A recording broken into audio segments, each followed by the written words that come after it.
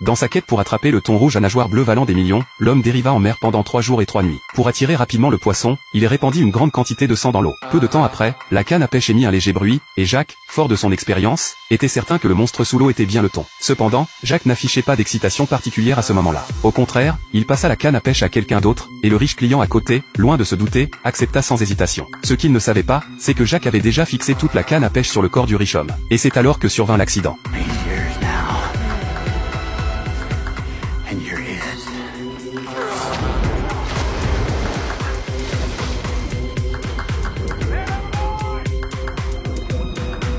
En un instant, le riche homme disparut dans les profondeurs de l'océan. Mais quelle était l'intention de Jacques en agissant ainsi? En fait, avant ce voyage en mer, Jacques avait rencontré la femme du riche homme sur la plage. Cette femme n'était autre que Lisa, l'ancienne petite amie de Jacques. Après une nuit de discussion, Lisa révéla sa profonde tristesse à Jacques. Après de nombreuses questions de Jacques, Lisa avoua que son mari riche ne la traitait pas bien, et qu'il lui faisait même subir des violences physiques. Alors que Lisa parlait, des larmes de tristesse coulaient sur son visage. Touché par la situation de Lisa, Jacques fut pris d'une colère instantanée. Le lendemain, Lisa retrouva Jacques et lui dévoila son plan. Pendant le temps qu'elle avait passé avec le riche homme, ils avaient réussi à amasser des centaines de millions de dollars par des moyens détournés. Ils n'avaient qu'à simuler un accident en coopération, et cet argent pourrait être partagé avec Jacques pour une vie luxueuse ensemble. Confronté à la tentation de l'argent et de la belle femme, Jacques accepta la proposition sans hésiter, ne voulant pas passer sa vie dans l'obscurité. Après une discussion, ils décidèrent d'utiliser le combat avec le thon rouge pour créer un accident et tuer complètement le riche homme. Cependant, une fois qu'ils eurent tout mis en œuvre et qu'ils revinrent sur la terre ferme, Lisa ne remit à Jacques que $1 million, l'embrouillant complètement. Jacques, perplexe, demanda à Lisa ce qu'elle avait dit ce jour-là, mais Lisa répondit qu'elle n'avait rien dit de tel et partit immédiatement. Laissant Jacques seul et déconcerté, le film prit fin ici. Rendez-vous au prochain épisode.